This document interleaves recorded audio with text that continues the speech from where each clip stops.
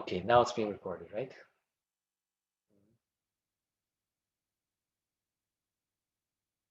Yes. So,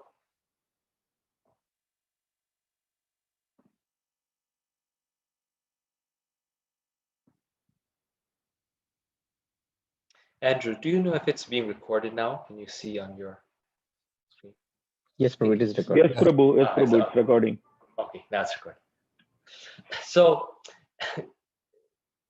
what determines our next life, the next reincarnation, is karma. My question is now, what is karma? Anyone can answer.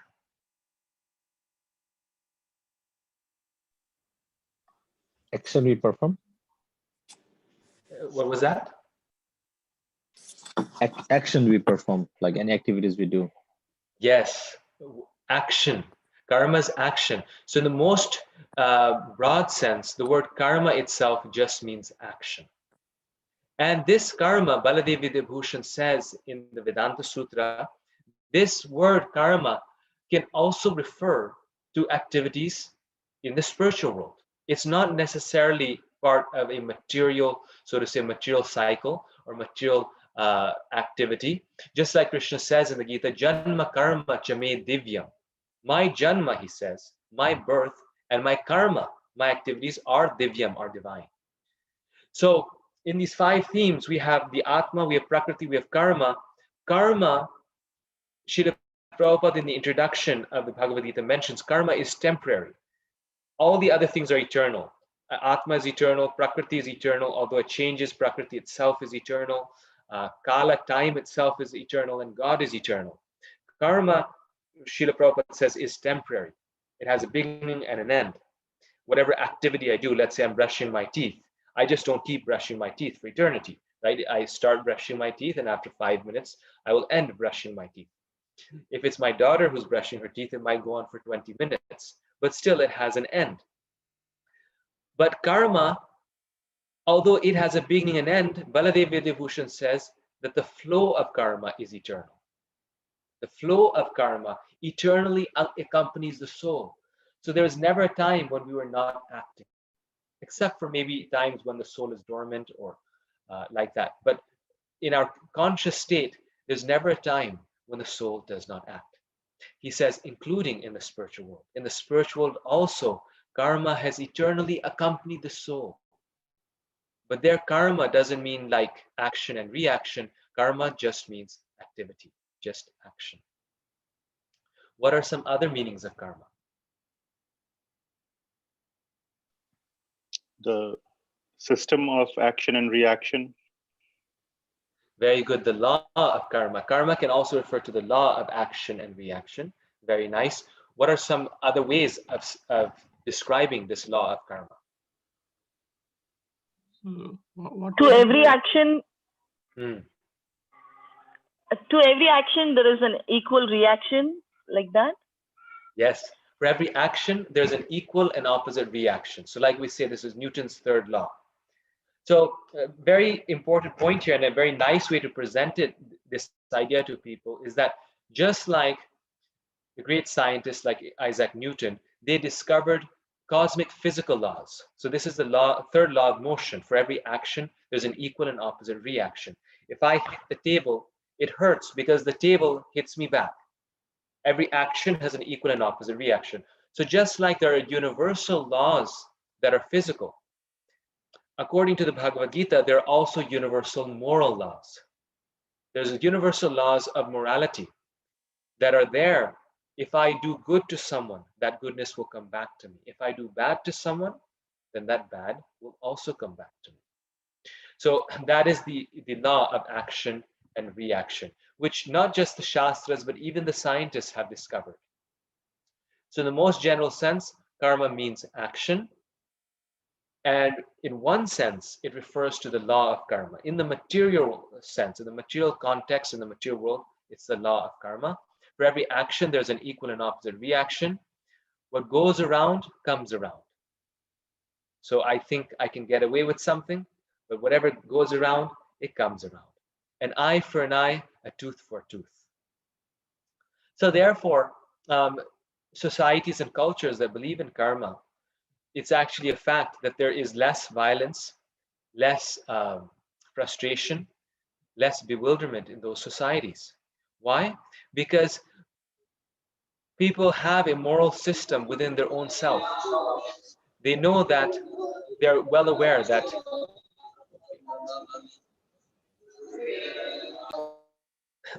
they know that the law of karma is always going to work in these in every situation, and so people are afraid of their own karma. They know that if I do wrong to someone, I'm actually doing wrong to myself. If I mistreat someone, I'm actually mistreating myself, because whatever goes around comes around. I'm not mistreating someone else, I'm mistreating myself. In the same way, if I do good to someone, even if no one notices it, even if no one ever realizes that I did it, I'm still doing good to myself. It doesn't matter, because that goodness will come back to me. And if one has firm faith in this law, if one firmly understands and realizes the significance of this law of karma, one will never be frustrated in life. Because one knows that whatever is coming to me, I am in control. I can change it through my actions, through my intentions, through my activities. I am the maker of my own destiny. And in fact, it is karma that determines my next life, my next body. So even Western philosophers and thinkers have understood karma in many different ways. And if you look, karma is a very cosmic phenomena. Many different cultures and religions have it. They have different ways of understanding this very deep principle that Krishna mentions in the Gita. Karma quote number 46, I just took at random. It says, "You're free to make any decision you wish, but you're not free from the consequences of that decision." So we have true freedom. Karma presupposes free will. Therefore, the Gita believes in free will, because karma presupposes free will. We can make any choice that we, in our power, that we like, but we're not free from the consequences of that decision. Wayne Dyer, he's a famous motivational speaker. He says, how people treat you is their karma. How you react is yours. How people treat you is their karma. How you react is yours. Very powerful. So there are two factors that determine our next life. Can someone suggest one of these factors? What is the factor that determines our next life? One of them is obvious. We've been talking about it. Our thoughts and our desires. Our thoughts and desires. Okay, very good. Prabhuji, what we are thinking of at the time of death? Yes, Krishna says, Antakale chamameva smaran mukta kalibram. That whatever our consciousness is at the time of death, that consciousness we reach. So what is our desire, right? Desire plays a very important role. Our actions in this life. Very nice. Our actions in this life. So what we do now is actually creating, so to say, is actually forming our next life. Very important point. Why? Because the physical body is actually just a reflection, or you could say a physical manifestation of the subtle body. And the subtle body that we have, which is the mind, intelligence, and ego, that is the body that we develop every day of our life. So I gave this example in a previous class. If I watch horror movies, right, movies that are very horrible, then my subtle body is getting a certain effect. Those impressions will stay in my mind, those thoughts will stay in my mind of, gruesome things. And then my consciousness becomes like that over time in a very subtle way. If I associate with bad things and bad ideas, my consciousness gets affected. And then those will be my thoughts, and my physical body is simply a reflection of my thoughts. So our next life is determined by the activities and thoughts that we have in this life, because of the subtle body that is being developed as a result of those thoughts and activities. So we're right now actually creating our next life. Therefore, Prabhupada says, if all of our activities in our present life are spiritual, if we engage our life in Krishna's service, then we have essentially determined our next life, our spiritual form. Because our mind, it's a full science, it's nothing mystical. Whatever, if our thoughts are absorbed in Krishna, then our body will be with Krishna. You see, if our thoughts are absorbed in Maya, then our body will be in Maya. Other thoughts, what are other factors that determine our next life?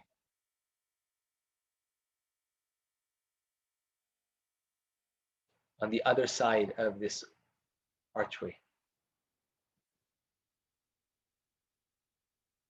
Prabhuji, I'm not sure whether I'm thinking the right way. It's the intervention of the Lord. It's His mercy. Ah, yes. That is another thing. The mercy, the causeless mercy of the devotee or the Lord can change our destiny. So that is actually a third factor that is very important. And that is not the norm. Karma is kind of like, this is the cosmic law.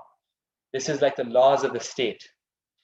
The mercy of the devotee is like the presidential pardons, which right now is like has a negative connotation to it. But in the context of Krishna, this is the special mercy, the causeless personal mercy that Krishna may show to his soul. The actions in our previous lives will determine our future lives. Aha, the actions in our previous lives. So not just in this life, but our actions in the previous life can still and definitely do have an impact on our next life. This is like the overall result of it. Yes. Brandy, you have something? Oh, I just, the Mataji's point beforehand was what I was going to say, association. So, we say that I've heard that the spiritual master will take you, like Prabhupada. There's a lovely story that Devi Murti shared. Just hold on to my dhoti. Yes, very good. So furthering this point of causeless mercy, Srila Prabhupada actually makes that point so many times. He says, just hold on to my dhoti, I will take you back home, back to Godhead. Meaning that if we please the spiritual master, even though if we don't deserve to go to the spiritual world, by pleasing the guru, by following their instruction, we can actually go back home, back to Godhead. Very nice. Thank you. Okay, so we have covered most of all of these reasons. Here, in terms of the law of karma, we're speaking of the generic case where we're still not on the level of bhakti, we're on the level of karma.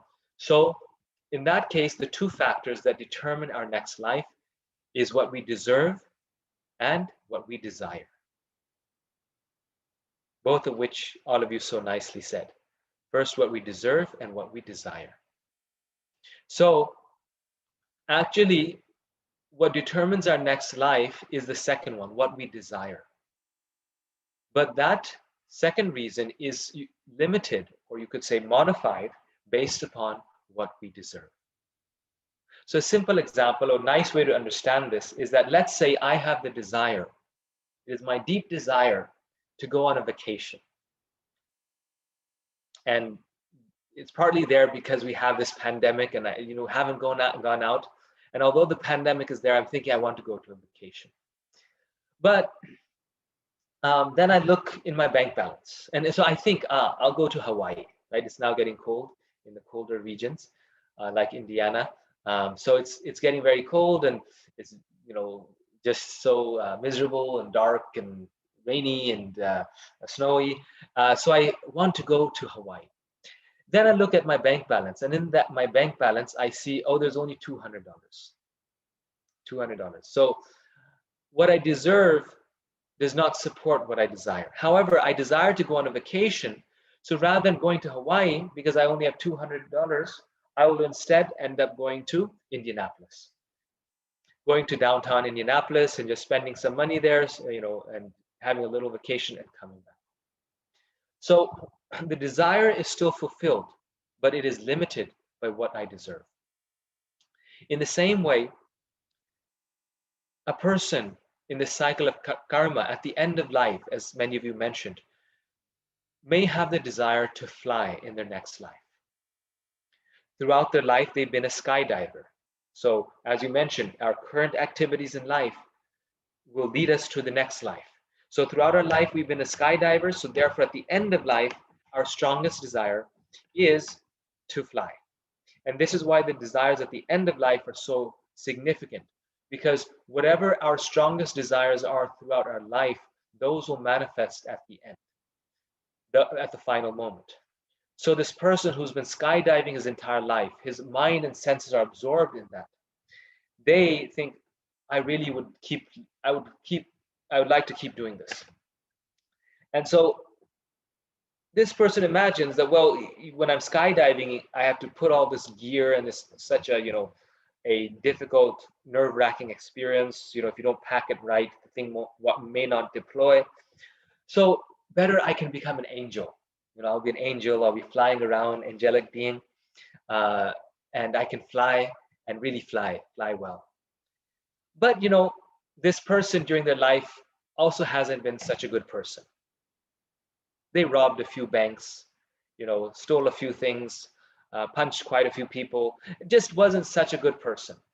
So rather than becoming an angel and fulfilling his desire to fly, he still becomes a flying being, but he turns into a pigeon.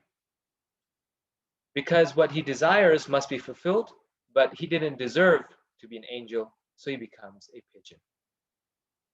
So like this, karma works like this. It normalizes what we desire based upon what we deserve. And so our desires are very important. In this life, we have to see what is it that I'm desiring, because that will lead to my next life. And secondly, we have to see what we are doing. Our activities are also very important, because those will influence our next life. So all the Vedas, the Sanskrit texts, you'll see they claim that there are 8,400,000 species of life. And we can go in any of these. But why is human life so special? Why is this particular life so special? Because it's only in the human species that we can gain or lose. We can gain good or bad karma. Not lose, sorry, but we can only gain good or bad karma in this life. In all the other species of life, we are simply burning off our bad or good karma. And therefore, human life is the critical spot where we can go to the spiritual world, or we'll stay in this cycle. If we do good karma, that is also binding. Why? Because if we do good karma, we will become a deva, we will become a demigod. And there, in the form of a demigod, because there's such high levels of enjoyment, it's actually very difficult to pursue spiritual life. We really cannot change our destiny. We're there to simply enjoy. This is why even when the demigods, they do something wrong, they don't really get the karma for it, because they got that life simply to enjoy. It's like, they're on vacation. They're just, burning off their good karma. But they still have to come back to this material world to burn off the good karma. And then they come back to a human form of life. And if they do bad karma, they go to the animal species of life. And as an animal, you're a dog in a rich person's house or a poor person's house based upon your last karma, and you'll burn off your bad karma, but you don't get any further reaction. You can't do something bad as a dog. As Prabhupada says, human life is a life of responsibility. If a dog crosses the red light, he does not get a ticket. But if a human being crosses the red light, they get a ticket. Why? Because the dog is simply working off of instinct, off of its own nature. It is burning off its previous bad karma. And then once it's done that, it'll come back to a human form, but it's not gaining any new karma. So the critical juncture, the place where we change our destiny, the place where we are in control of our future, is this human form of life. And this is why it needs to be taken so seriously. Because if we mess up and we go into a species, an animal species, let's say it's a dog species, then we have to go in the dog form and then work through all the species above it back to the human form. So some people, they say, well, this idea of karma and reincarnation, it's a bit too easy. Like if I do something wrong, I become an animal, and then in my next life, I'm a human again. So many times Christians they criticize karma for this, that the stakes are not very high. If you don't surrender to God, okay, I'll become an animal for one life. It might even be a nice experience, depending on which family I'm born in, which dog family I'm born in, and then I'll become a human being again. But no, Srila Prabhupada says this is very scary, because we might be in animal species for 1 million lifetimes before we come back to human species. I mean, the stakes are high, because one has to gradually elevate the consciousness back to the human form, depending on which form we go to. It might be 1 million lifetimes before we get to the human form, and where we have another opportunity to seek out Krishna.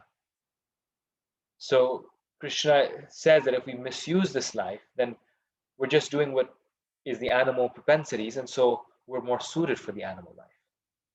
Now, the positive side of this is that, fine, it's after 1 million lifetimes, but at least we do get another opportunity. In the idea of heaven and hell, eternal heaven and hell, there's no second opportunity. In the idea of karma and reincarnation, there's always another opportunity. And therefore, that opportunity will always be there.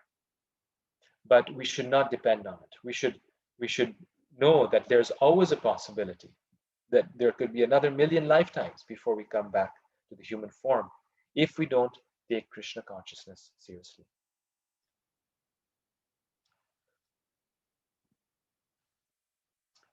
So I'll take questions at the end, and so please do ask these questions that you're asking in the chat box at the end. So what is the point? What is the point of reincarnation and karma? This whole cycle. Krishna's made this material world, put us in this cycle. What's the point of it? The point of reincarnation and karma is to stop reincarnating. Krishna is putting us through these experiences. We go through all of this just so that we can understand. We can try to fulfill our desires, and in this way understand that these things will not bring me happiness. No situation in the material world will be the perfect situation, and I actually belong to the spiritual world. The purpose of reincarnation is not to keep reincarnating. The purpose of reincarnation is to stop reincarnating. Then the question comes, well, how do we stop the cycle? How does one stop the cycle of karma? And this is a very important question, and this is the theme of this chapter. This is why all of this is helping us realize why Krishna's instructions are so critical, so important here. It's a very important question because if we do bad actions, we get bad reactions. If we do good actions, we get good reactions. So just doing good or bad actions will not get us out of the cycle. It won't. Because you do good, you'll come back. You do bad, you'll come back. So how does one stop the cycle? Who would like to say? By doing akarma? By doing akarma, which means, akarma means no action. By doing no action. But Krishna says in the Gita, he says that it is not possible not to act even for a moment.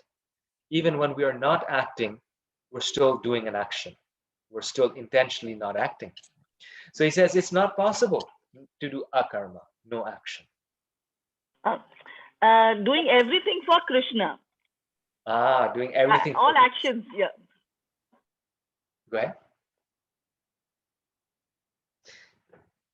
Yes, doing all actions for Krishna, very good. But let's say someone doesn't know Krishna, or maybe worshiping God as Jesus Christ or Allah. So how could we generalize that? Someone else? To do it without attachment. Doing it to out the of what? results. To do it without attachment to the result. To do it without attachment to results. Okay, very nice, very nice. And Prabhuji, this notion of that I'm the one who is doing, or the recipient of the action that I'm performing, that I also control the results that I'm getting out of it. So with that notion, you're saying doing the activity. Yes, the mindset while you're performing the activity is also important. Okay. So what is is it, what is our mindset? Do we have the correct understanding of doing the action? Very nice. Doing prescribed duties without Doing any prescribed duties without attaching to the results. without attaching to themselves. Okay. Working for Maybe the benefit of others. Repeat that. Working for the benefit of others. Working for the benefit of others. Very nice. Okay. Performing activities on the spiritual, which add to our spiritual credits, instead of working good or on bad activities. Okay, very good. Hare Krishna Prabhu. I think it looks like it's not possible to get out of the cycle if we don't surrender our activities to Krishna. Okay, surrendering our activities to Krishna. Yes, it's really not possible unless we do that. You're absolutely correct. Surrendering our activities to God. Putting Krishna in the middle. Putting Krishna in the middle. Putting Krishna in the middle, center of everything that we do. Correct. So very nice answers, excellent answers. And here in this chapter, in this very chapter, Krishna gives 3 responses on how to stop this cycle. And these are the different sections of this chapter. He says, first thing, this doesn't completely stop it. Like all of you gave correct answers. But Krishna, which he does many times on many occasions in the Gita, very important point to note, he speaks at different levels to different people. This is very important to note. He speaks at different levels at different times. So one answer is not necessarily in contradiction with another answer, but one answer may be complementing another answer. So first one is by performing good works, purification, karma kanda and karma yoga. So I mentioned to you how good actions leads to good reaction, which still binds one in the cycle. Yes, that is true, but good actions still lead us in the right direction. It doesn't free us from the cycle, but it leads us in the direction to free us from the cycle. If we are deeply entrenched in the mode of ignorance and passion, we cannot get out of the cycle. We have to purify our existence. To take the flight, to take the airplane, we have to go to the airport. That's the first step, going to the airport. Similarly, to perform bhakti yoga, we have to move towards a mode of goodness. And hence Varna Ashram, which we'll talk about. Krishna talks about Varna Ashram in this chapter. And Karma Kanda, the process of Karma Kanda, these 2 words, the first 2 words, Karma Kanda, is the process of ritualistic activities described in the Vedas that people do to purify what they are presently doing. It's a fruit of activity. It's completely selfish, but a person does it in a way that is at least purifying, that is at least regulated and very nice. So, I want to go to a restaurant and eat. Karma Kanda says, well, okay, you want to do it, but at least don't go to a restaurant that serves meat. Go to a restaurant that is at least serving vegetarian things, or like this. So Karma Kanda is a process of regulation. It's still a material thing, but it's a process of regulation to purify our existence. That's the first thing he speaks us in verses 10 to 16. Karma Kanda. And he tells how we should, even if we're not worshiping the Lord, we should at least worship the demigods. Very interesting that later in the Gita, Krishna says, Avidhi Purvakam, those who worship the demigods, they are fools. Yet here he's saying you should worship the demigods. And someone will say, well, this is in contradiction. But remember, here Krishna is speaking to those on that level. And then he says, well, if you worship the demigods, you're actually worshiping me. So therefore he says, worship Vishnu. He says, worship the Lord, worship the Supreme Lord. And why initially he mentions the demigods? Because at least then we'll do it in a regulated way. At least we are recognizing that there's someone above us. We're realizing that the earth is a person. She's a goddess, Bhumi. So we won't destroy the earth. We are realizing that the sun is a person, the sun god. So we'll pray to the sun. We'll praise the sun, as many cultures do. So in this way, we are at least realizing our connection with nature, the place where we fit in, and our smallness in that cosmic perspective. The knowledge is not fully complete, it's not fully towards God, but it's a wonderful step in that direction. So then he says, Yagya Shishtashna Santo Muchante Sarva Kilvishay Bhunjate Te Tavang Papa Ye Pachantyatma Karana. Yagya Shishtashna Santa, the Santas, the sages, they perform Yagya, which is sacrifice. And initially they might do it to the demigods, but Yagya Shishtashna Santo, they should perform sacrifice to Vishnu. So he's moving Arjuna from Karma Kanda to then Karma Yoga. Karma Yoga is what? It is the yoga of karma, which one is performing one's actions for God. Performing one's actions for God. Now we're not just purifying our activities, but we're actually saying, I want to do this for God. And that's actually the way to break out of the cycle of karma. We break out of the cycle of karma through Karma Yoga. This is why this is the yoga of karma. Through Karma Yoga, we break out of the cycle of karma. And I'll come back to this point, why Karma Yoga is so effective. Karma Yoga being performing, purifying our existence, purifying our activities by performing our activities for God. The second one is detachment, Sankhya or Jnana Yoga. So many people, they take the path of Jnana. The impersonalists take the path of Jnana. All the philosophers, the sages, they take the path of Jnana, and that is helpful.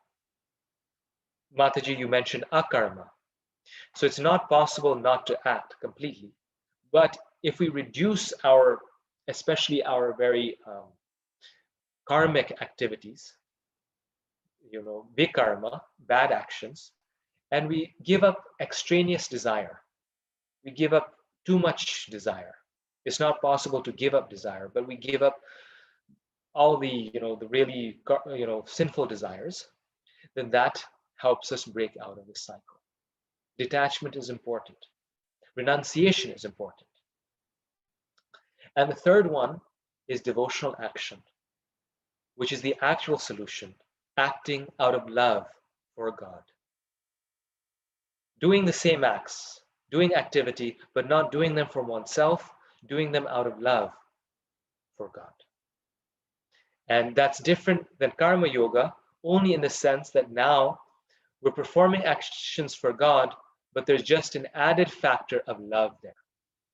So I do activities at work for my boss, but quite honestly, I don't love my boss so much. And I hope this recording won't get to my boss, but it's just a fact, right? I do it for my boss, but that feeling of affection is not there to that degree. At home, I'm also working, but it's out of affection for my family. So there's that affection makes a huge difference. So Bhakti Yoga is Karma Yoga with the added element, very important element of love. So let's go through each one of these now in more detail. So the first one I mentioned, Karma Kanda to Karma Yoga. Texts 9 and 10 of the Bhagavad Gita, Krishna says, work done as a sacrifice for Vishnu has to be performed. Otherwise, work causes bondage in this material world. Therefore, O son of Kunti, perform your prescribed duties for his satisfaction, and in that way, you will always remain free from bondage. I actually didn't put the verses of the demigods because of our limited time, but Krishna then makes this conclusion. Very famous verse, very important verse of the Gita. A verse that we as devotees should always remember. Work done as a sacrifice for Vishnu has to be performed. So whatever work we do, and Krishna makes this point throughout the Gita. We have a family, we do it for Krishna. We go on vacation, we can do that, but we do it for Krishna. And if we do it for Krishna, then it doesn't cause bondage. Otherwise, it causes bondage. Text 10. In the beginning of creation, the Lord of all creatures sent forth generations of men and demigods, along with sacrifices for Vishnu, and blessed them by saying, "Be thou happy by this yajna," sacrifice, because its performance will bestow upon you everything desirable for living happily and achieving liberation. Be thou happy by this sacrifice. So Krishna knew that we have material desires. He knew that we had other desires, and eventually he wants us to become pure devotees. But at the same time, he's not forcing us. He knows that we have these desires, and he's telling us, you go and you be happy, but perform sacrifice along with it. So an example of this is just like the government, right? The government would like every person to be a citizen of the government, to be a servant of the government and work for the benefit of all and make that their full-time profession. But the government knows that not everyone is going to do that. So what does the government say? Okay, you just do your part. Everyone do their little part. And that is, you pay your taxes. If you pay your taxes, we're happy and you're happy. Everyone pays their taxes, life goes on. Krishna is saying the same thing. Do your sacrifice for me. Be thou happy by this yajna sacrifice. And that will bestow all of your desires, and at the end you'll achieve liberation also. Overnight, we don't have to be a devotee. Overnight, not everyone will be a devotee, but start the process of sacrifice. Remember again that this is not Krishna's highest instruction in the Gita. His highest instruction in the Gita is chapter 18, where he says, Sarva dharman parityaja mamekam sharanam vaja. He says, give up all of these dharmas and yajnas and sacrifice. Just surrender to me. That is his highest instruction. But Krishna is gradually leading us there. He's helping us come there. The second one, renunciation of work. I love this verse actually, and it's a very, very deep verse and very relevant verse for devotees. Bhagavad Gita 3:4, Krishna says, not by merely abstaining from work can one achieve freedom from reaction, nor by renunciation alone can one attain perfection. So after saying that renunciation and work and devotion both lead to the same goal, they're different, they're like two tracks on the path, Krishna also makes the point that renunciation alone does not lead us to perfection. In the purport, Srila Prabhupada explains this further. The renounced order of life can be accepted when one has been purified by the discharge of the prescribed form of duties, which are laid down just to purify the hearts of materialistic men. Without purification, one cannot attain success by abruptly adopting the fourth order of life, sannyasa. So on this one, this is actually somehow very personal. It's a very verse that is very personally significant to me. On this verse, I still have the Gita that I used in 1999 when I did my Bhakti Shastri. This is the Gita, and as you can see, it's now coming apart. And on this very verse, when my teacher, his name was Vrindavan Das Prabhu, very, very amazing Bhakti Shastri teacher. And the second teacher I had was Mahamuni Prabhu. Both were very outstanding teachers. They mentioned a point which I wrote down on this specifically because they emphasize it a lot. They said that in this verse, Krishna is telling us that renunciation is not the means to purification, but renunciation is the result of purification. Meaning that if someone thinks that I can take sannyas, I can become a renounced person, and by becoming a renounced person, I'll become purified, then Krishna here is saying, no, You cannot. Not by merely abstaining from work. That by itself, you cannot attain freedom from this cycle, because the desires still remain. I'll mention that even more. It's mentioned even more in the next verse that we'll see. Renunciation is the result of purification. By performing our duties for Krishna, we get purified, and that leads to renunciation. We cannot just abruptly or automatically give up our life and expect that the desires will go away. We cannot give up action and our nature to love and serve and act and think that I'll just get purified by giving that up. That by itself, the renunciation alone won't bring us there. But when we work in devotion, when we act in Krishna consciousness, then that purifies the heart, which leads to renunciation. So I'll repeat it again, this line. Renunciation is not the means of purification. Renunciation is the result of purification. Now, to this, I will add that renunciation can help in the process of purification. And it does help in the process of purification. For example, when people come to Krishna consciousness, the first thing when they come, we don't tell them to follow the 4 regulated principles. And if someone is telling them as soon as they come to Krishna consciousness to follow the 4 regulated principles, they're actually not preaching so nicely. The first thing that we tell them is chant Hare Krishna. Why? Because when they chant Hare Krishna a little bit and engage in the positive process of devotional service, then they will get the strength to follow the 4 regulated principles.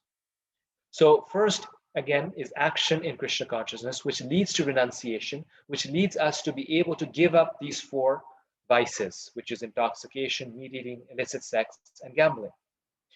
At the same time,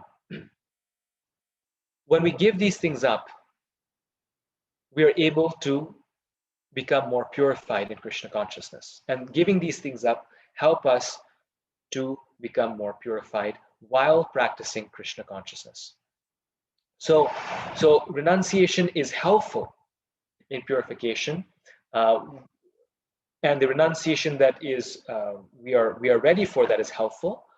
But renunciation alone, Krishna's words here are very key. Renunciation alone cannot lead us to perfection. Why? Because if we do renunciation alone, then we will become a pretender. One who restrains the senses of action, but whose mind dwells on sense objects, certainly deludes himself and is called a pretender. So Prabhupada said all of us have to follow the 4 regulated principles, because that is something we can do without being a pretender. Why? Because we can eat Krishna prasadam. We can give up meat, but we can eat very tasty items offered to Krishna, made out of vegetables and milk and yogurt and ghee and sugar. So all of these things will still satisfy our senses. In fact, they'll enliven our senses so much so that we won't want them eat.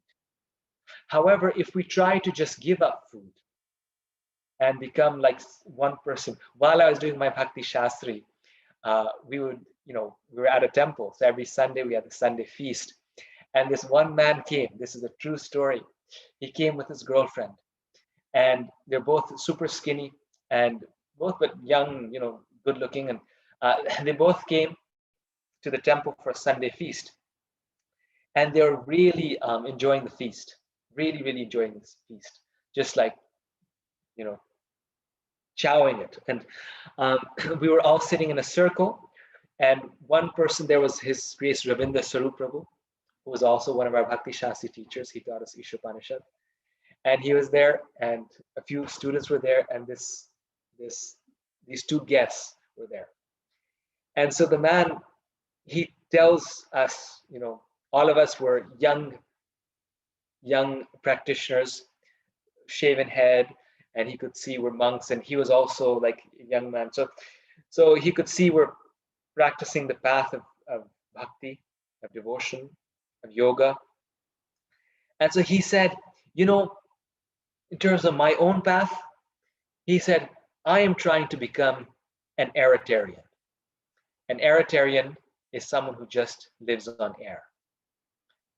And he said this very proudly, a bit also challengingly. Like, all of you, you're trying to, be devotees here, but I'm going to be an aeritarian, one step up. All this nice food that you're eating, which he also is really enjoying. He said, I'm going to give it all up. So to this, Ravinder Sarup Prabhu, he responds to him and his, girlfriend who was there. He said, rather, that's really wonderful. He said, very, very nice. But he said, but before trying to become an aeritarian, he said, just try to give up sex life. And at that moment when he said that, you could see, he changed from white to blue, and he immediately understood the farce. That, okay, I might be an aeritarian, I might be very proud because I can give up food, but then I'm indulging my senses in a different way. And that is called being a pretender. So the renunciation that we practice is according to our level. And then we can actually make very tangible spiritual progress. And that renunciation goes along with the positive process of spiritual enjoyment. So on one side, we chant Hare Krishna, we get the pleasure of the holy name, we serve the devotees, we preach Krishna consciousness, we distribute books. This is the month of the marathon. We're performing activities for Krishna. And on the other side, we also agree to give up 4 things that we can give up.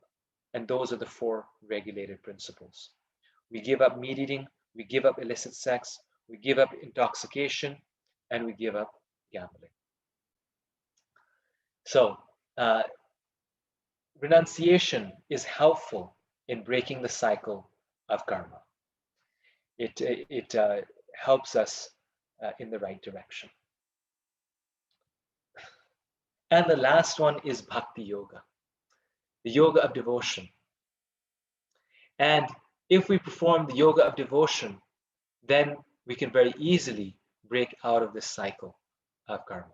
Now, before I get to this verse, I just want to go back to this point of karma yoga and bhakti yoga real quick. Yes, we're doing okay. Ooh, it's 10 o'clock already. Oh my gosh. Is it 10 o'clock? 1 second, let me look at the time.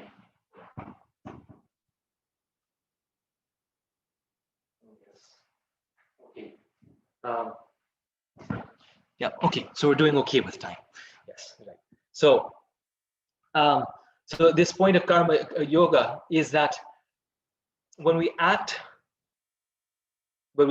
for God, and particularly in bhakti yoga, when we act for Krishna, right? When we're acting for Krishna out of love, then that activity for God frees us from the cycle of karma,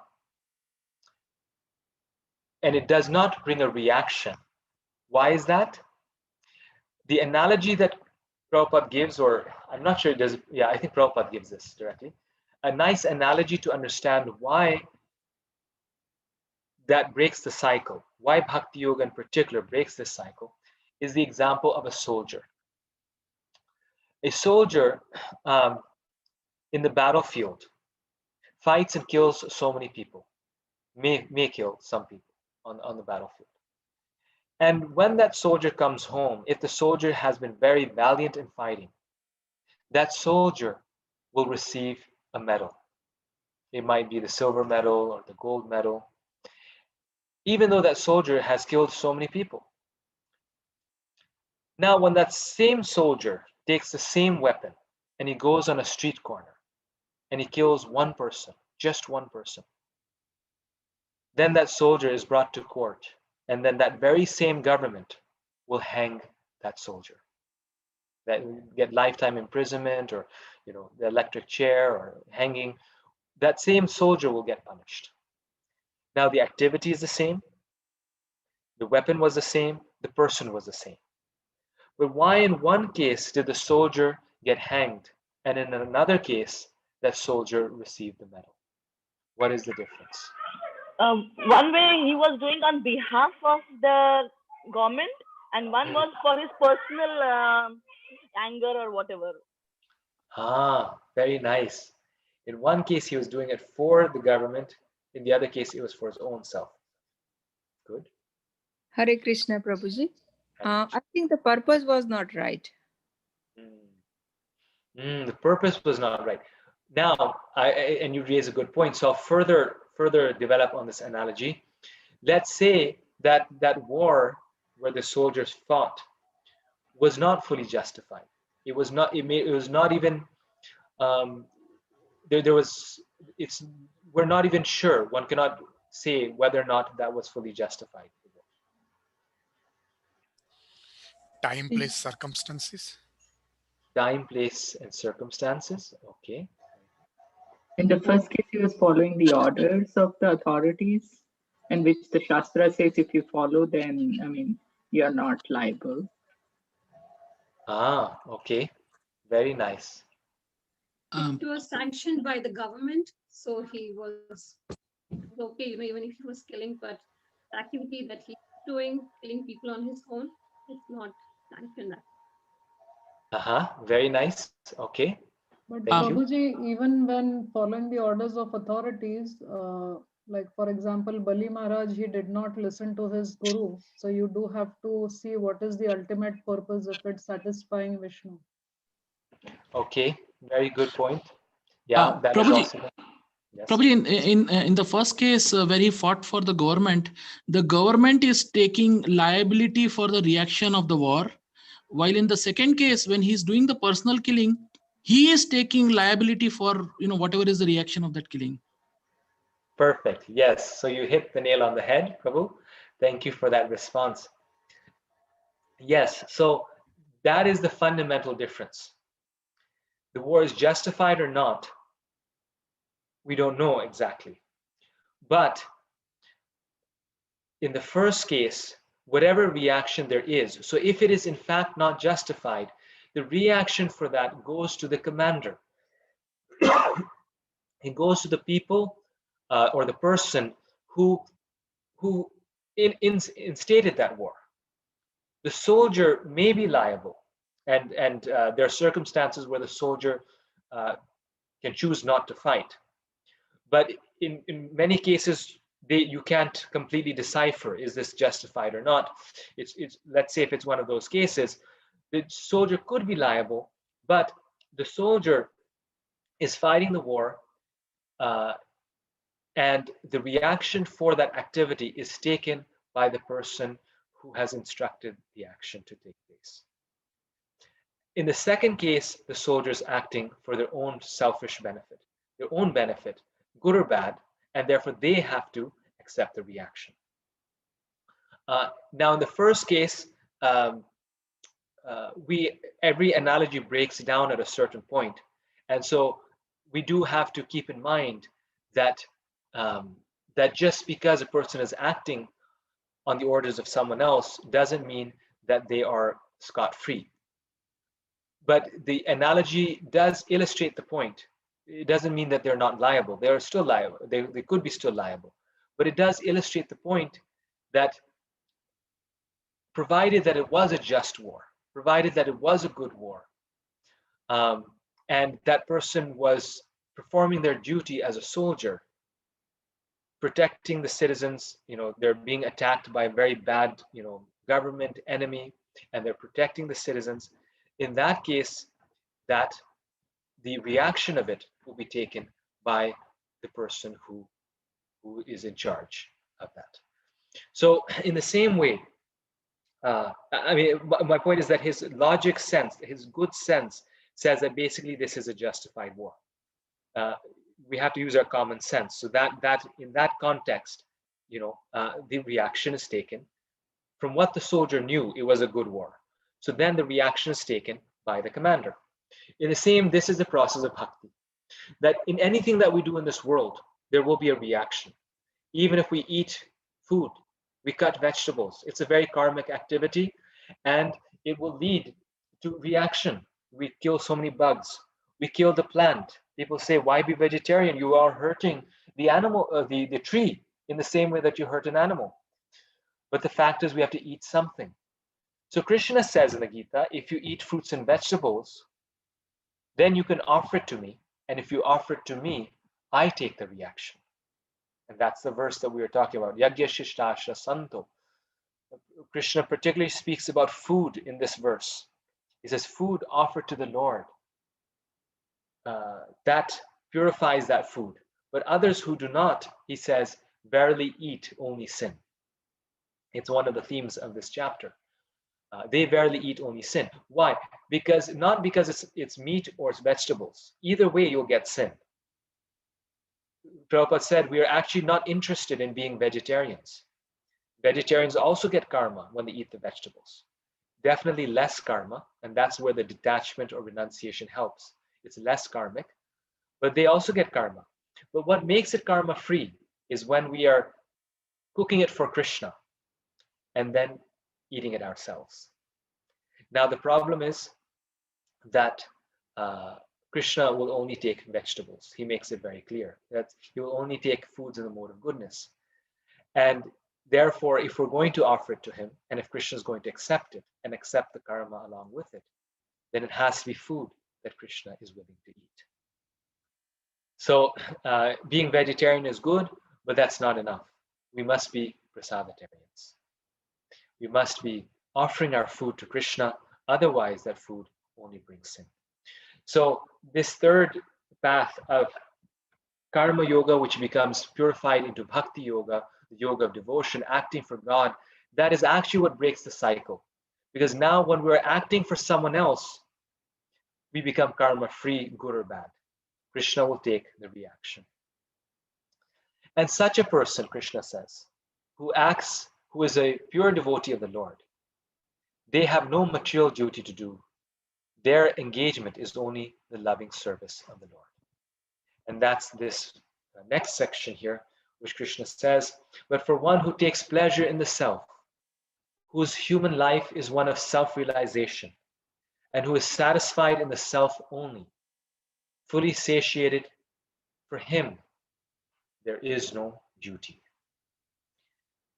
And then in the purport, Prabhupada really sharpens this. He says, a person who is fully Krishna conscious and is fully satisfied by his acts in Krishna consciousness no longer has any duty to perform.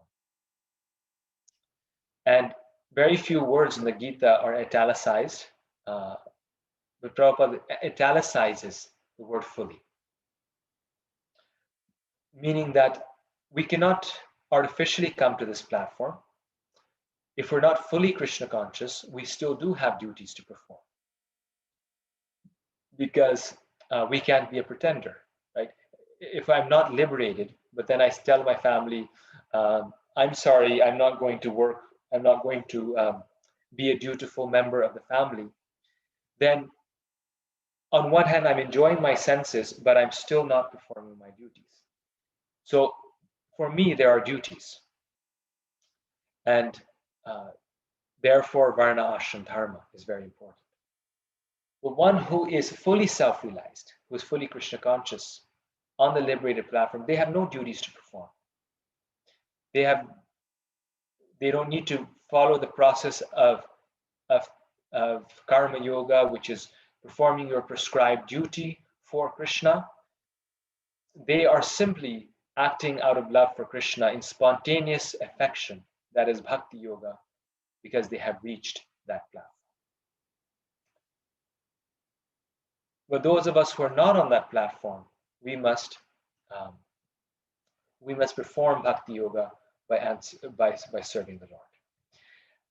A self-realized man has no purpose to fulfill in the discharge of his prescribed duties, nor has he any reason not to perform such work, nor has he any need to depend on any other living being.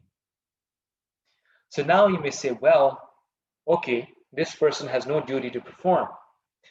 But Srila Prabhupada, these great devotees, they were performing duties. And then what should they do if they don't do duties?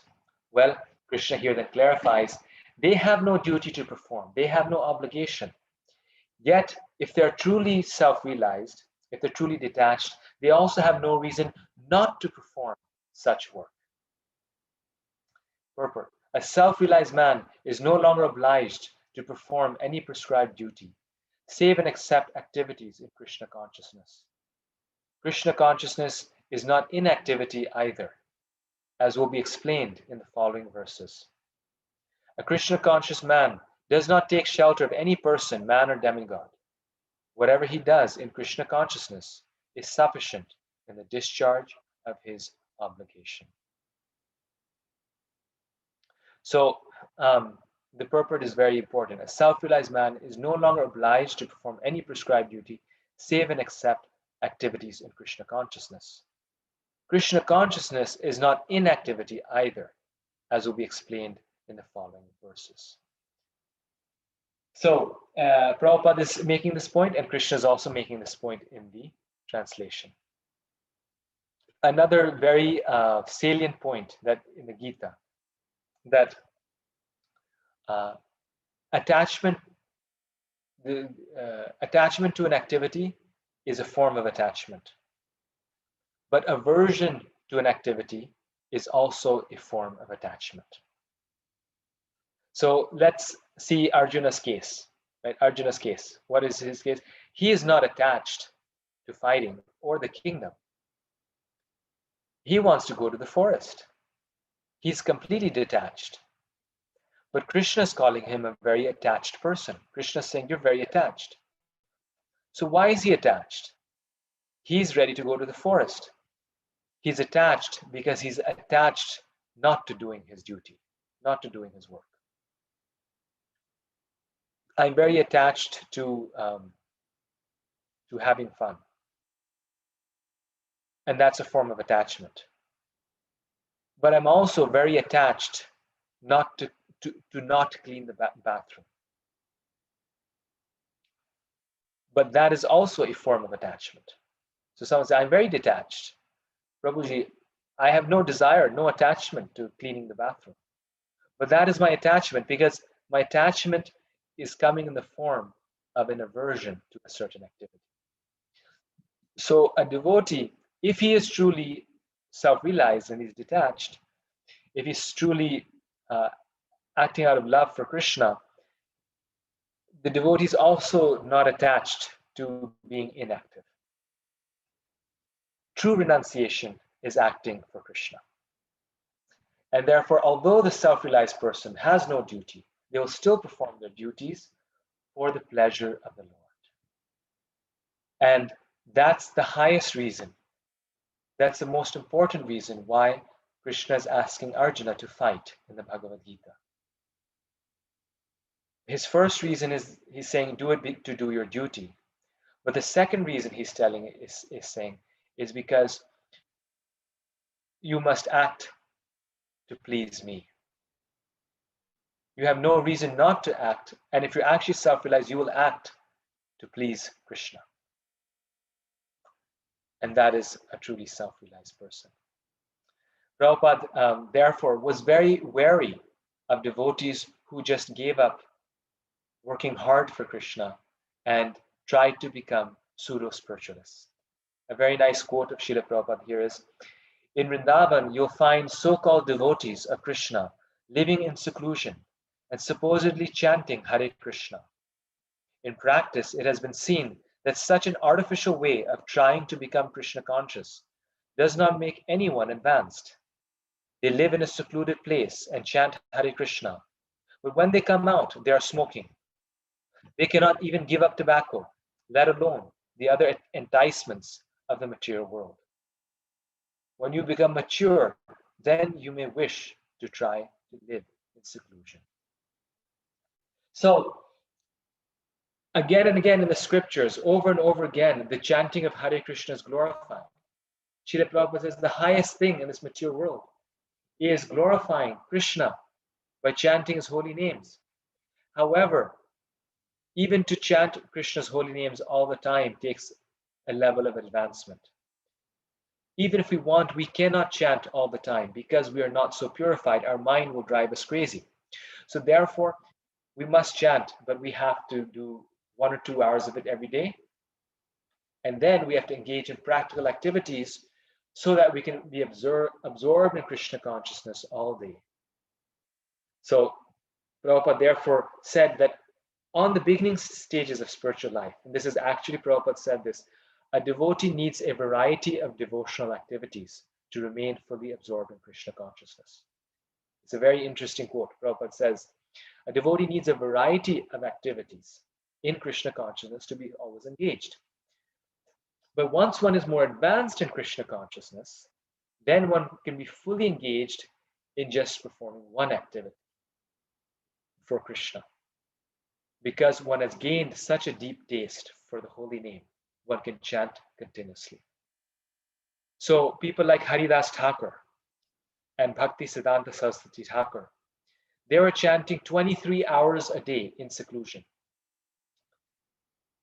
Haridas Thakur is known as a Namacharya because he was chanting 23 hours a day. More than 193 rounds a day. Imagine 193 rounds.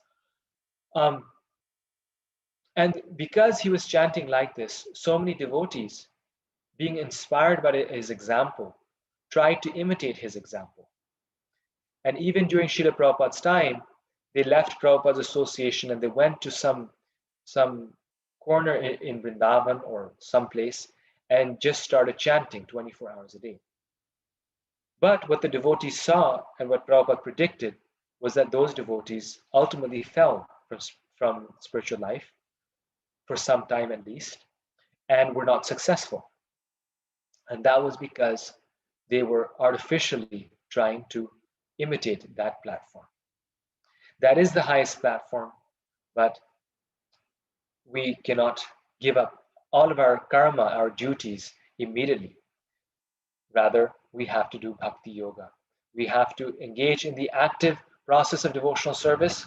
Chanting is also, chanting is the highest bhakti yoga, but we have to engage in activities for Krishna because we have not been fully purified. And then Krishna says, even if you're on that level, Haridas Thakur, still you may want to perform your duty. Arjuna, even if you are fully self-realized and you're on that platform, still you should fight. One reason is to please me, but there's another reason also. There's two reasons. One, to please God. A devotee acts to please Krishna, but the second reason is this. Text 20. Kings such as Janaka attain perfection solely by performance of prescribed duties. Therefore, just for the sake of educating the people in general, you should perform your work. So, to set an example for others, the devotee will still perform their prescribed duty. To drive home this point, Krishna says in text 21, whatever action a great man performs, common men follow. And whatever standards he sets by exemplary acts, all the world pursues. So the very famous verse of the Gita, and this verse actually comes in this context.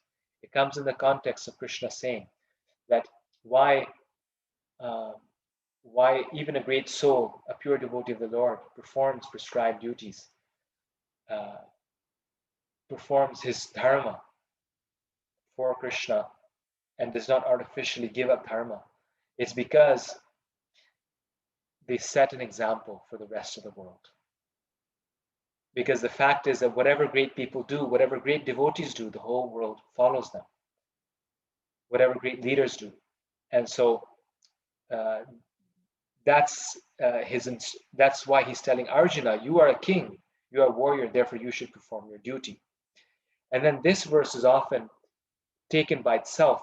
It also stands by itself as a message to all the leaders of the world, their heavy responsibility, that whatever they do, people watch them.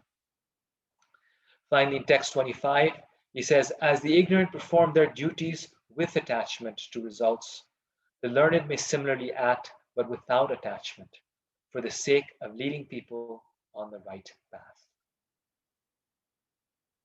So this is the difference between karma and karma yoga. Karma means acting with attachment. Karma yoga means acting without attachment. And when we act for Krishna, that is without attachment, then our activity becomes purified. And then later on, we'll see how Krishna even further makes it more subtle, where he says that there's different levels in karma yoga itself, where one can be acting without attachment completely, or one may be acting without attachment but still having some attachment. So the difference between sakam karma yoga and nishkam karma yoga. But more on that later. This is the main point here. So I'm going to stop here. This has been a very, very wonderful discussion.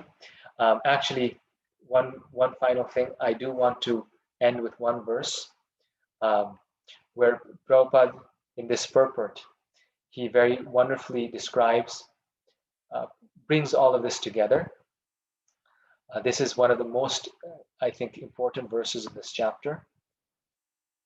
Can all of you see the Veda base, the screen that I have here? Yes, Prabhuji.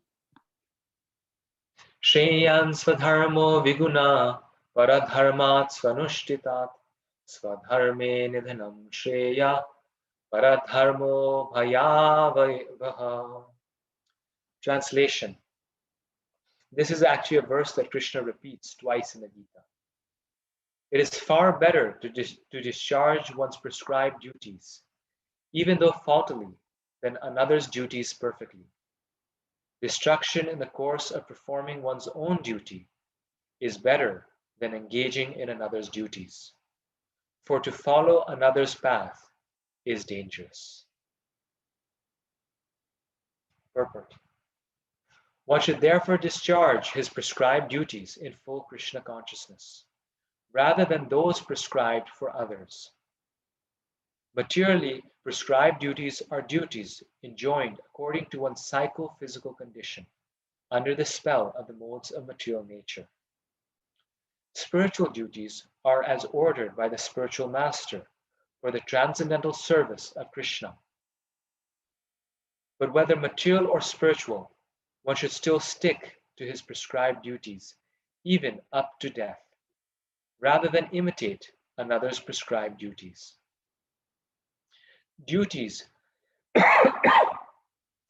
on the spiritual platform and duties on the material platform may be different, but the principle of following the authorized direction is always good for the performer. When one is under the spell of the modes of material nature, one should follow the prescribed rules for his particular situation and should not imitate others. For example, a Brahmana who is in the mode of goodness is non-violent, whereas a Kshatriya who is in the mode of passion is allowed to be violent. As such, for a Kshatriya, it is better to be vanquished following the rules of violence than to imitate a Brahmana who follows the principles of non-violence. Everyone has to cleanse his heart by a gradual process, not abruptly. However, when one transcends the modes of material nature and is fully situated in Krishna consciousness, he can perform anything and everything under the direction of a bona fide spiritual master. In that complete stage of Krishna consciousness, the Kshatriya may act as a Brahmana, or a Brahmana may act as a Kshatriya. In the transcendental stage, the distinctions of the material world do not apply. For example, Vishwamitra was originally a Kshatriya, but later on he acted as a Brahmana.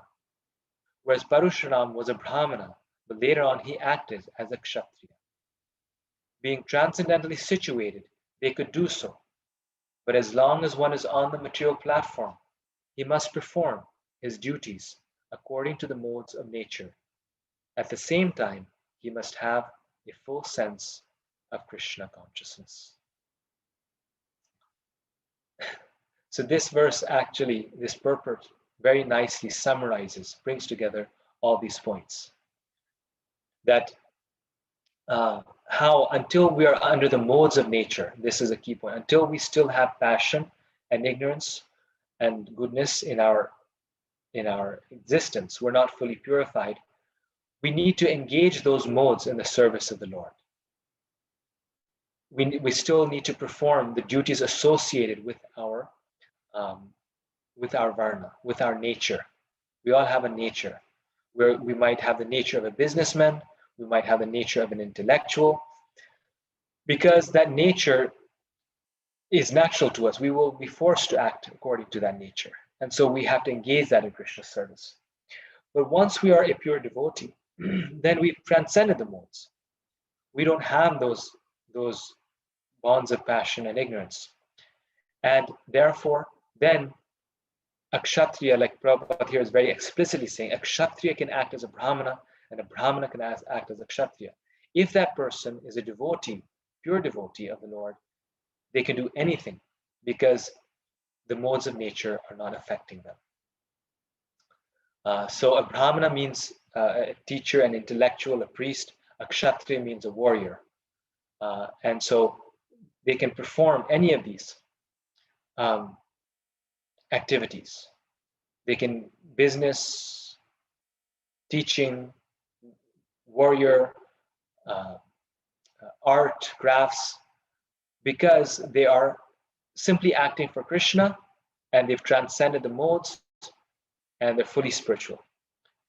But for those of us who are not on that level, if we have the spirit of a kshatriya, then we should engage our kshatriya warrior nature in the service of God. Because those modes are driving us, and this is the way to purify that. So I'll stop here, and now it's good timing, 10:38.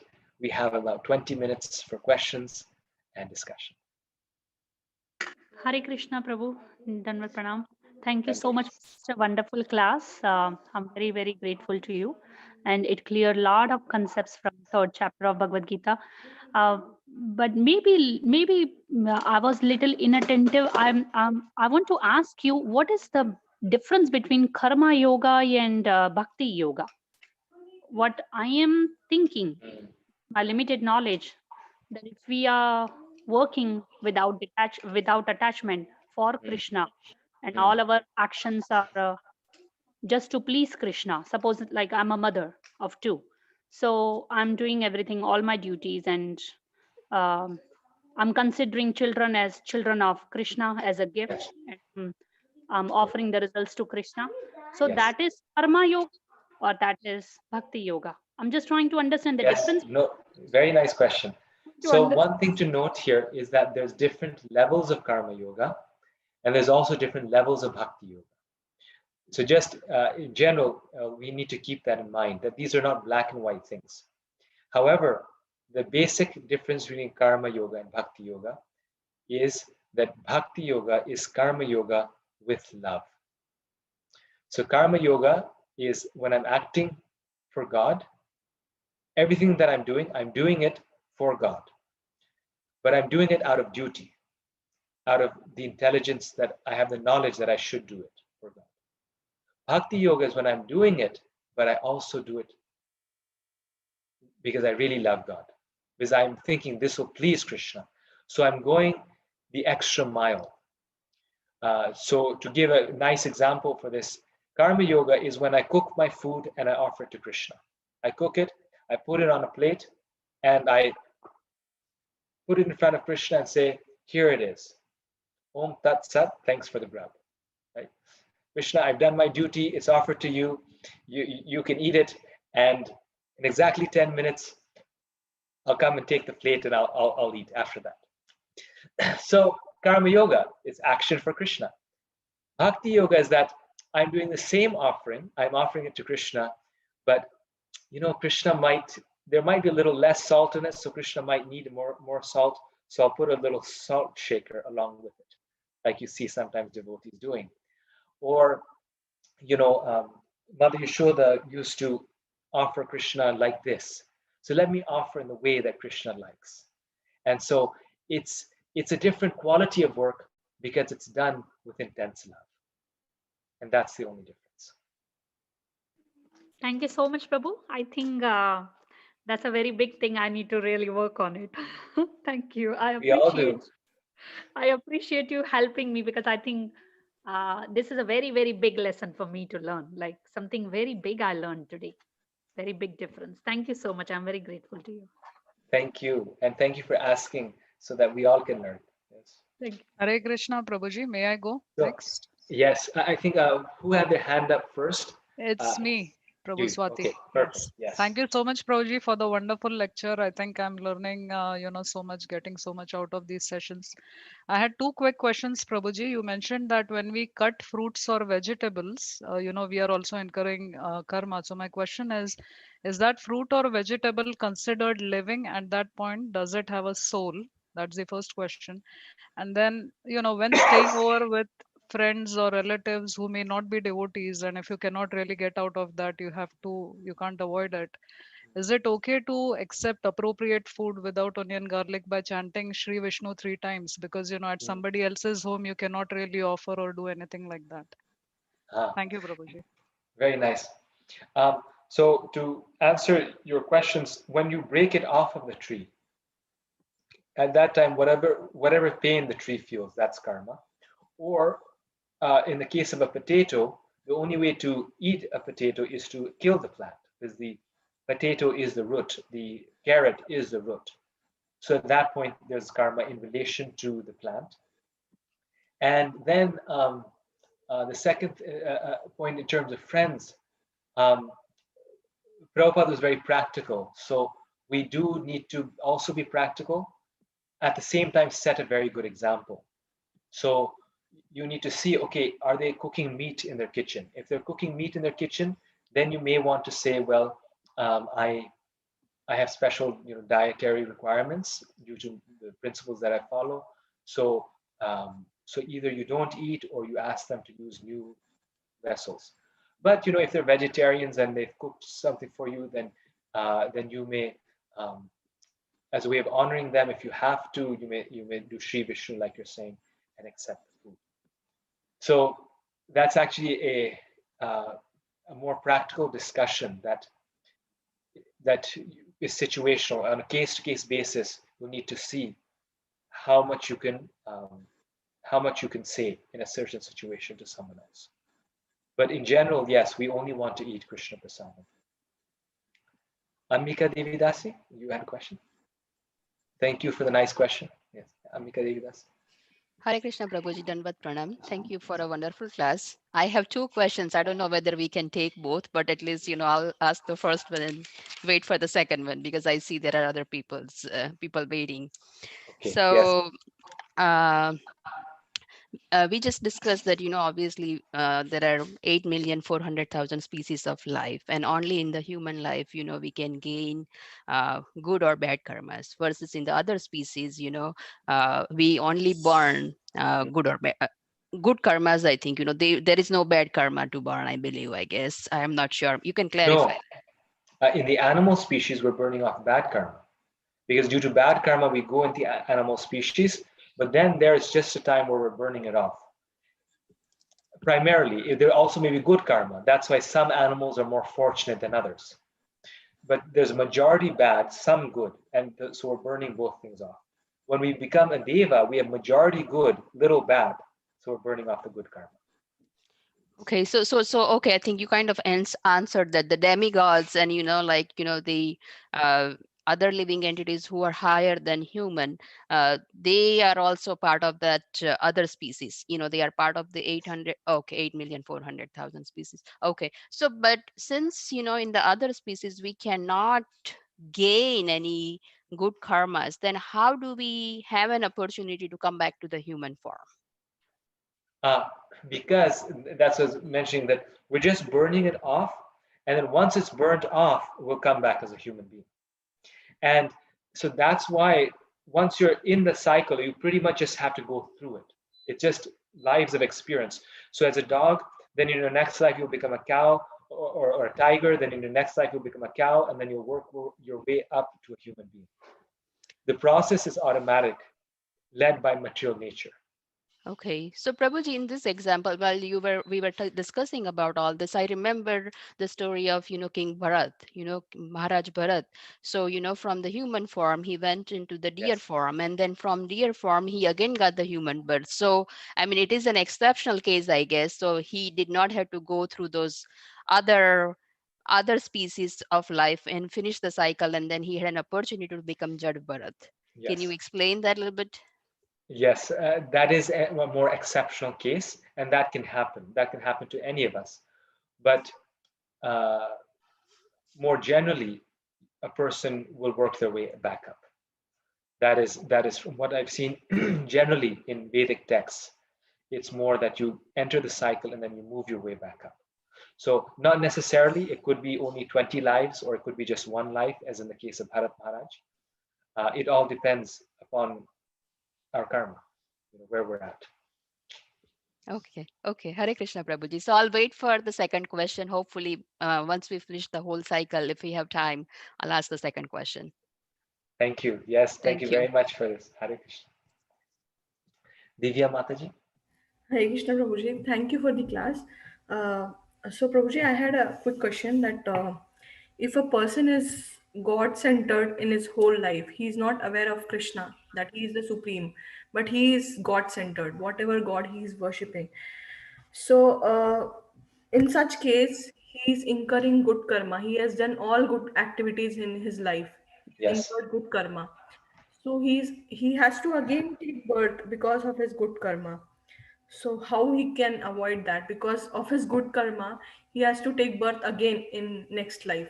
So how he can avoid? Because he is not aware of if we serve Krishna, Yes. we not have to take birth again because everything is Krishna centered and not demigod centered. So Yes. how he So, very nice question. So, if he is a devotee, then his good karma will be burnt. So, if he's God centered, like you're saying, he worships God, then Krishna says, "Aham tvam sarva papebhyo moksha shayama shucha."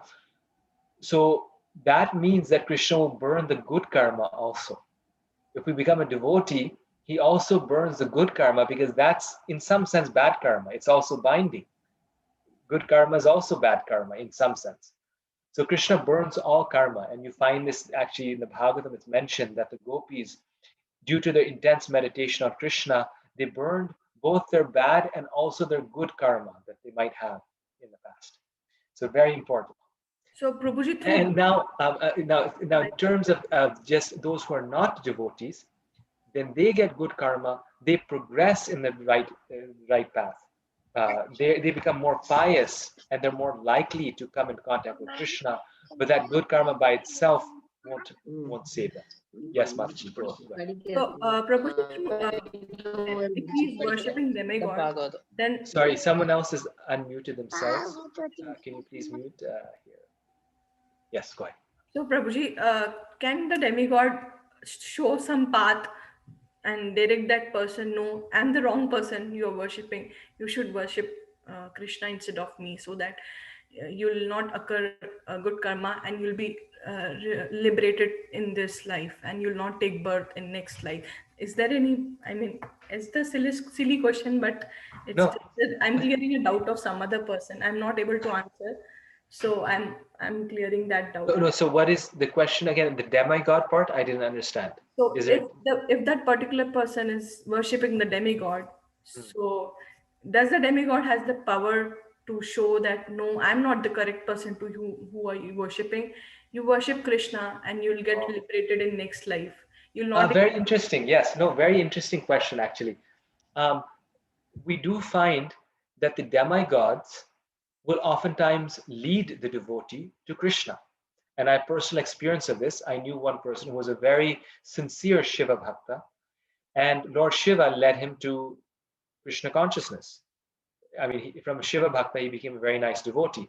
And many times I've seen this, that very devout Durga Bhaktas, yes, Shiva Bhaktas, obviously, before they come to Krishna consciousness, who are like that, they will become devotees due to the association of devotees. So, if they are worshiping them, not just for material things, but with some sincerity, like they're trying to find the truth, then the demigods will actually lead them to Krishna. So we don't encourage demigod worship, but if someone is doing it, it's still better than not doing any worship. And that's Krishna's point, actually, in chapter 3. Yeah. At least they're paying some taxes. Yes, Prabhuji. And Prabhuji, in this connection, so Prabhuji, when we are eating prasadam, I mean, if we are killing somebody and eating, that is obviously that's an offense. But why not onion garlic? I mean, onion garlic is like people think as it's a vegetable. So it's a vegetable. When we offer it to Krishna, it becomes a prasadam. Then we can eat it. So why this particular vegetable is being avoided? Unlike Yes, and see, that's where the point of actually prasad comes in. So in fact, that is that is a nice illustration that you're saying, a nice illustration of why we are prasadatarians and not just vegetarians. Because if we're just vegetarians, we would also eat onion and garlic. Why onion and garlic is not part of prasadam? That's because Krishna, in the 18th chapter, he describes foods in 3 modes of nature. He says he describes foods in the mode of goodness, in the mode of passion, and in the mode of ignorance. Meat is considered in the mode of ignorance. Onions and garlic and food that is very sour, very pungent, very hot, very salty, that food is food in the mode of passion. And food in the mode of goodness is food that is, gives life to the body, healthy, juicy, sweet, Krishna says.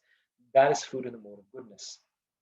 Because Krishna is Shuddha Sattva, he is pure goodness, Krishna will only accept food that is in the mode of goodness. And because onion and garlic are in the mode of passion, we don't offer to Krishna. Because too much chilies is in the mode of passion, we don't offer too much chilies to Krishna. So prasadam means offering food in the mode of goodness so that Krishna will accept it. And that's the reason why. Yeah, thank you so much, Prabhuji. Thank you, Hare Krishna. I have a question. Yeah, so one moment, Prabhu. Ma, are you on the call? My mother is also on the call. I am on. 1 second. Ma, are you there? I think you are there. Yes, I'm here. Yes. So the remaining questions, my mother can answer because it so happens just today at 11 o'clock, I have a very important meeting that I have to do. So you now have the expert answering the question. So Ma, if you can take over from this point. Oh, okay. I'll try to answer if I can. Okay. Hare Krishna. Thank you, everyone. This is getting better and better each week. I thought today was even nicer than the first 2 weeks. And the best part are your questions. So please ask away, and we'll meet next week. We'll do chapter 4 next week, and I'll send you the homework, and so look out for that. So yeah, Prabhuji, please ask your question. Hare Krishna, Prabhu. Hare Krishna. Hare Krishna.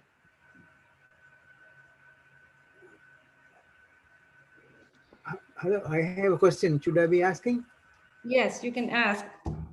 Okay, some demigod like Sai Baba, for example, he has several religions represented in his devotees, and they don't have any restrictions. I am told, I am not a devotee of Sai Baba, but Christians, Muslims, and Hindus, so they have different habits of eating meats and other things.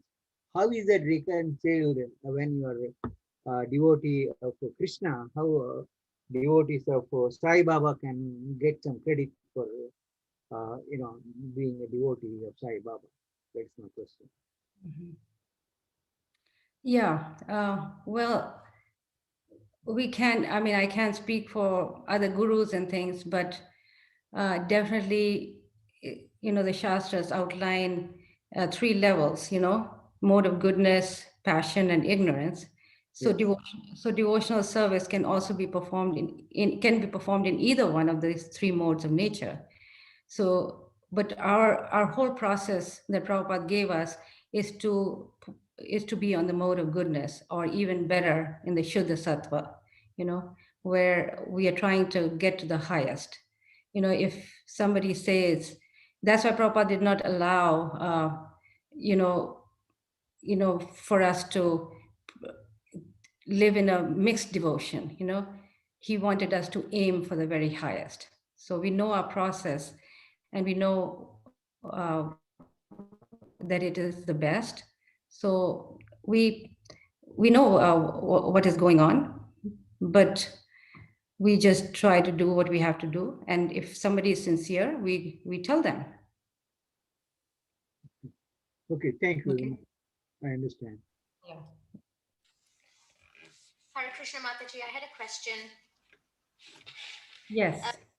I wanted to know about karma specifically in terms of at the time of initiation. What type of karma does the guru take when we're getting initiated, and what type of karma does he not take? And does he continue to take karma throughout his life from each disciple? Yeah. So one time Prabhupada met, I forget the disciple's name, and he had left the movement and gone away for some time. And then he came back, and Prabhupada said, "Where were you? I've been trying to save you for 600 years." So in other words, he was making the point that the guru keeps coming back again and again to help the disciple, in his progress towards Krishna consciousness, to reach the ultimate goal. Now, the guru can do it through his, through other people. There may be other, gurus who may be in that same effort to take that disciple back to Godhead. But the idea is that the guru keeps on taking that responsibility as long as the disciple is sincere, as long as the disciple is trying to get to that goal. If he leaves it and he does, all types of nonsensical things, then obviously the guru is not responsible for that, So it depends on the sincerity. Sorry, go on. Yes. So does that answer? It was more about the type. I've heard that the guru, when the yagna takes place, after we're given our name, the guru takes. I've heard 50% of the disciples' karma, and I can't find that quoted by Srila Prabhupada anywhere. So that's really the what I was trying to ask in terms of the type of karma, whether it's prarabdha karma or agama karma. What type of karma, and perhaps a quantity, if you can quantify it as well. Yeah. Well, when we turn towards Krishna consciousness, when we first become devotees, we have this big, huge bag over our heads, and it's said that when we take to the process of devotional service, Krishna, and we take initiation, then Guru takes away all that karma, right? But then, because that's what the Shastras say, but then Krishna takes that bag. I mean, it's still a karma that we need to learn from, and he takes that bag of karma and gradually gives it to us in different ways. In other words, we still have to go through our, different reactions, but it's done in a way that, just like a parent, would, reprimand a child. It's done in a way which is meant for the child to learn a lesson, and not so much in a way of punishment, but in a way for us to reform, through that. Of course, everybody is reforming through his karmic reactions and making advancement. But for a devotee, Krishna has a special hand where he gradually lets that bag out from time to time and lets us learn those lessons, So the guru during the time of initiation does take everything, all our karma.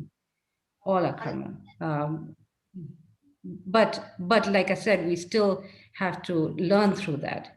It's not like we are completely free from all karma. We still suffer. That's why devotees still suffer, right?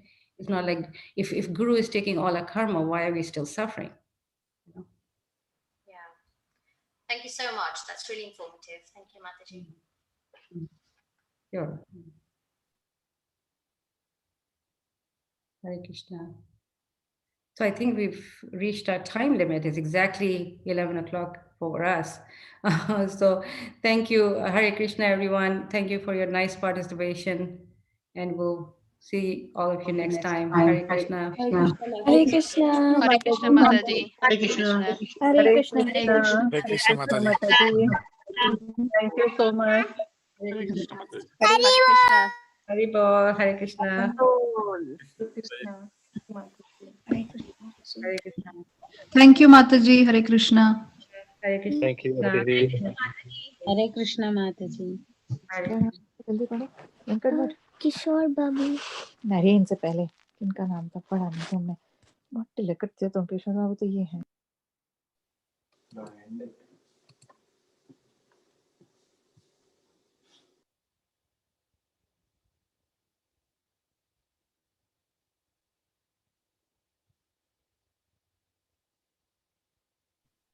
Hare Krishna Mataji.